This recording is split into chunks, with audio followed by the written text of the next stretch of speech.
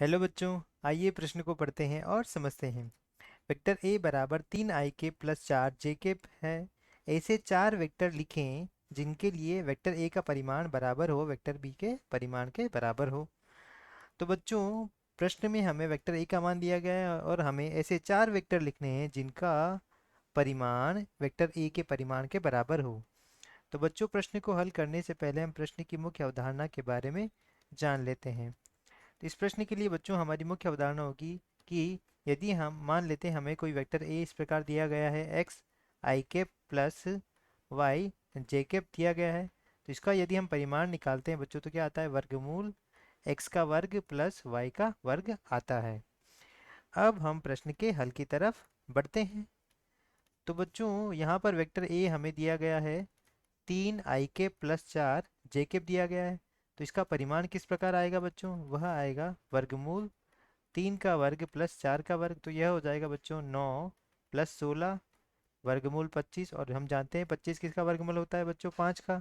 तो vector A का परिमाण कितना आया बच्चों, 5 आया। तो हमें ऐसे वेक्टर लिखने हैं जिनका परिमाण क्या आएगा बच्चों, 5 के बराबर आए। तो वेक्टर बी को हम मान लेते हैं, पहले केस में कितना मान लेते हैं बच्चों, यह मान लेंगे इसको हम 3 i cap minus 4 J cap मान लेंगे। तो वेक्टर बी का परिमाण कितना आ जाएगा बच्चों, यहाँ पर परिमाण ज्ञात करें तो हम 3 का वर्ग प्लस ऋण 4 का वर्ग। तो यहाँ पे -4 का वर्ग कितना हो जाएगा बच्चों, यह भी 16 ही होगा। तो 9 प्लस 16 तो यह भी कितना आ जाएगा बच्चों, 5 आएगा।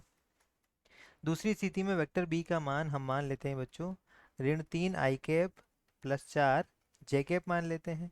तो यहाँ पर वेक्टर बी का जो परिमाण आएगा क्या आएगा बच्चों, वह आएगा ऋण 3 का वर्ग प्लस 4 का वर्ग। तो कितना आ जाएगा बच्चों, ऋण का वर्ग भी बच्चों धनात्मक ही होता है। तो यह 9 प्लस 16 तो वापस से 25 हो जाएगा और 25 5 का वर्गमूल होता है। तो यह भी किसके बराबर है बच्चों, ए के परिमाण के बराबर है, यह भी ए के परिमाण के बराबर है। तीसरी स्थिति में बच्चों हम वेक्टर बी को मान लेते हैं -3 i cap minus 4 J cap मान लेते हैं। तो यह क्या हो जाएगा बच्चों, यह हो जाएगा वेक्टर बी का परिमाण कितना आ जाएगा बच्चों, ऋण 3 का वर्ग प्लस ऋण 4 का वर्ग। तो यह भी क्या हो जाएगा बच्चों, 9 प्लस 16 तो यह भी हो जाएगा वर्गमूल 25 जो कि 5 के बराबर है। और यह क्या है बच्चों, वेक्टर ए के परिमाण के बराबर है। साथ ही चौथा वेक्टर देखें हम बच्चों, वेक्टर बी बराबर उसको मान लेते हैं अपन वर्गमूल 20 i कैप प्लस वर्गमूल 5 जे कैप हम मान लेते हैं।